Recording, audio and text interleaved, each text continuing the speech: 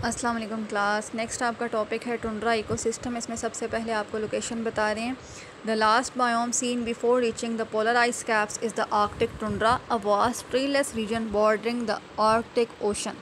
सबसे last biome है, आपको पोलर आइस कैप से पहले ये नज़र आता है और ये ट्रीलेस रीजन है। ट्रीलेस का मतलब है यहाँ पे दरख्त आपको नहीं मिलेंगे।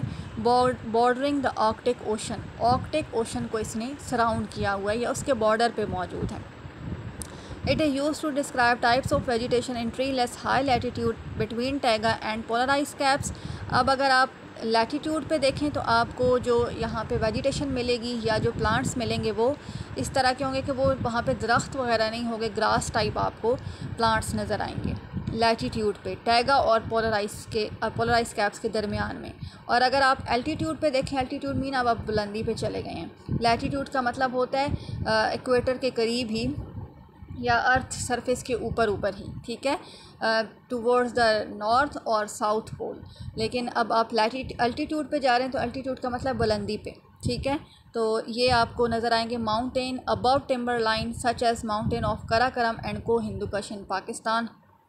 तो टिम्बर लाइन का मतलब होता है कि जो सबसे प्लांट्स की ग्रोथ की जो लास्ट स्टेज होती है ना, उनकी जो हाईएस्ट पॉइंट होता है या उनकी जो बाउंड्री होती है जिसके ऊपर प्लांट ग्रो नहीं कर सकता, उसको कहते हैं टिम्बर लाइन। तो आपको ये टिम्बर लाइन से ऊपर जो मतलब माउंटेन्स वगैरह जैसा कि कराकरम और को हिंदुकुश मतलब पाकिस्तान में, उनके गिर्द ये नज़र आएंगे अल्टीट्यूड पे, ठीक है। उसके बाद आप नेक्स्ट टॉपिक पे आ जाएं। आपको बता रहे हैं प्लांट और एनिमल लाइफ। तो ग्राउंड इसके ग्राउंड पे क्या मौजूद है? पेरेनियल फ्लावर्स मौजूद होते हैं, ड्वार्फ विलोज़ हैं no more than a few centimetres tall often with large lichen called reindeer moss. अब इसमें पेरेनियल फ्लावर्स हैं जो सारा साल ही मौजूद रहेंगे, और ड्वार्फ विलोज़ हैं, मतलब ड्वार्फ का मतलब होता है ना जिनकी हाइट कम हो, छोटी हाइट वाले पौधे मौजूद होंगे जो कुछ सेंटीमीटर्स तक ही लंबे होंगे, और लाइकन जो है इसमें रेनडियर मॉस मौजूद होगी। अब यहाँ पे जो पूल्स होते हैं या तालाब वगैरह होते हैं वो स्टैंडिंग होते हैं, तो उसकी वजह से वहाँ पे मॉस्कीटो की ग्रोथ ज़्यादा से ज़्यादा होती है। और मॉस्कीटोज़ और जो बाकी इंसेक्ट्स हैं, they provide food for numerous birds like ducks and geese, most of which migrate a long distance to nest and raise their young during the brief summer feast।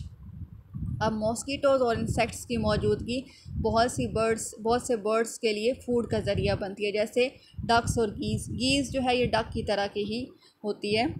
तो ये बहुत दूर दूर से आए होते हैं उन एरियाज़ में समर फीस्ट मीन समर का जो वक्फा होता है उस दौरान अपने बच्चों को मतलब उनको बड़ा करने के लिए और उनको घर वगैरह देने के लिए, तो वहाँ पे वो उस तरह से उनकी खुराक मॉस्कीटोज़ और बाकी इंसेक्ट्स होते हैं, ठीक है। The tundra vegetation sports lemmings which are eaten by voles, snowy owls, Arctic foxes and even grizzly bears. अब टुंड्रा वेजिटेशन जो है इस पे कौन कौन डिपेंड कर रहा है? लैमिंग्स डिपेंड कर रहे हैं। लैमिंग्स जो है ये रैट की तरह के होते हैं, और लैमिंग्स को कौन खाता है? वुल्स वगैरह, snowy owls, Arctic foxes and even grizzly bears.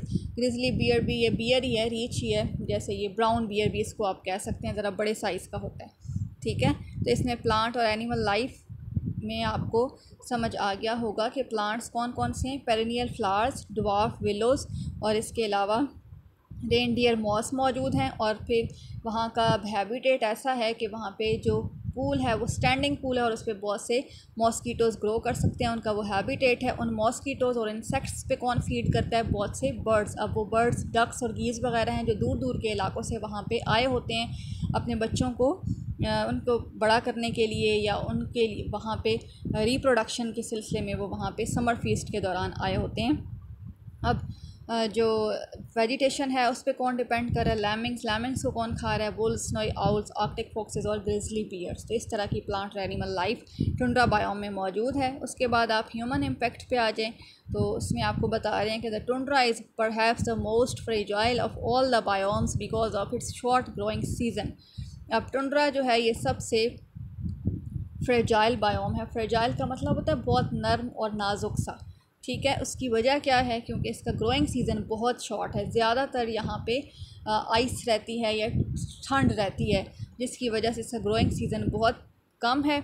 उसके बाद आपको बता रहे हैं विलो 10 सेंटीमीटर और 4 इंचज़ हाई में have a trunk 7 centimetre in diameter and may be 50 years old. अब यहाँ पे अगर कोई विलो या दरख्त मौजूद है तो वो 10 सेंटीमीटर हाइट उसकी होगी और ट्रंक उसकी 7 सेंटीमीटर, मतलब उसकी डायमीटर अगर आप देखें या मोटाई देखें तो ट्रंक की 7 सेंटीमीटर होगी और वो 50 ईयर्स ओल्ड है और वो 50 सालों से वहाँ पे मौजूद है। कहने का मकसद ये है। तो इस यहाँ पे इस तरह के प्लांट्स मौजूद हैं जो अगर उनको ह्यूमंस जाके वहाँ पे डिस्टर्ब ना करें तो वो इसी तरह एज सच मौजूद रहेंगे। Human activities in the tundra leave scars that persist for centuries.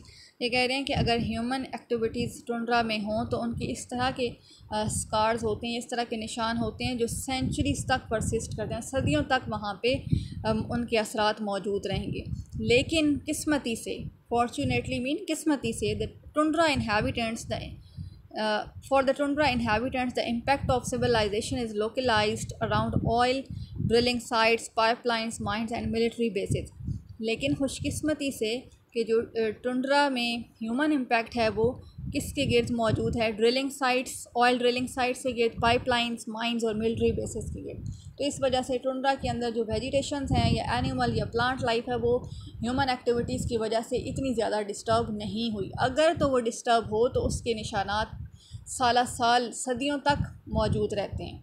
लेकिन अगर अनडिस्टर्ब रहे तो वहाँ पे आपको, अब जैसे विलोज़ हैं तो वो आपको 50 साल पुराने भी वहाँ पे मिलेंगी। तो इसका मतलब ये है कि वहाँ पे ह्यूमन इम्पैक्ट कुछ जगहों पे लोकलाइज्ड है, जैसे कि मिलिट्री बेसिस के गिर्द, माइंस, पाइपलाइन से गिर्द, क्योंकि यहाँ का इन्वायरमेंट ऐसा है कि ह्यूमंस यहाँ पे सर्वाइव नहीं कर सकते। यहाँ पे ग्रोइंग सीज़न बहुत शॉर्ट है और यहाँ पे सर्दी ज़्यादा है या विंटर का मौसम बहुत ज़्यादा होता है। तो इस वजह से यहाँ पे ह्यूमन सर्वाइव नहीं कर सकते, उनकी एक्टिविटीज़ इस एरिया में इतनी ज़्यादा नहीं है। अब आगे आपको बता रहे हैं लास्ट टॉपिक है ह्यूमंस एंड इकोसिस्टम।